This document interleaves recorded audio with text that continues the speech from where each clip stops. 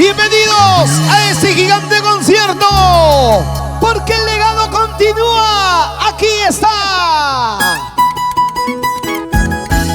ejecutando su maravilloso requinto, porque lo que se hereda no se hurta.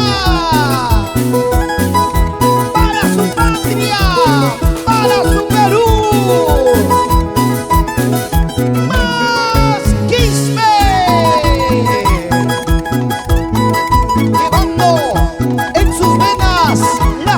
Que lo vio nacer y crecer, y le cantamos a los corazones enamorados, sufridos. ¡Eso! Ahora.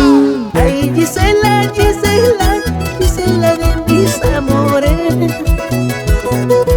Aunque tengo 3, 4, a ti solita te quiero, a ti solita te quiero. Giselita, mamachita. Ingrata Giselita, tú tienes ojos azules.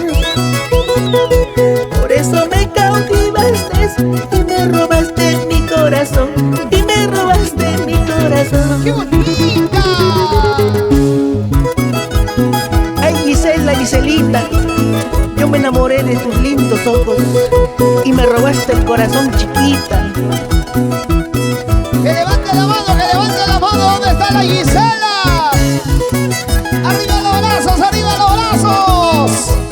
De tanto andar buscando, por fin la encontré y aquí está presente.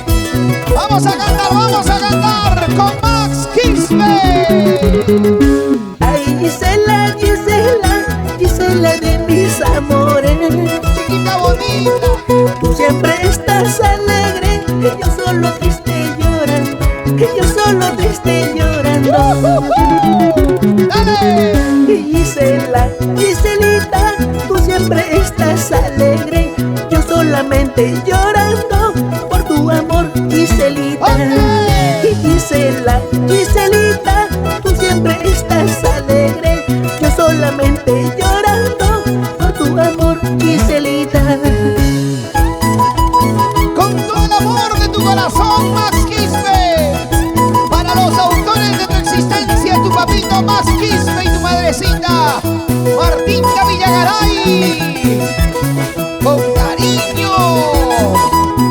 Salud, salud. Yolmar Ryukray, Dina Lobón, por Akira Purima. ¿Por dónde está Emerson Oré? La promotora Oré. Por Pomabamba, Ayacucho. Échale, échale, échale. Mira cómo toca Max. Escucha cómo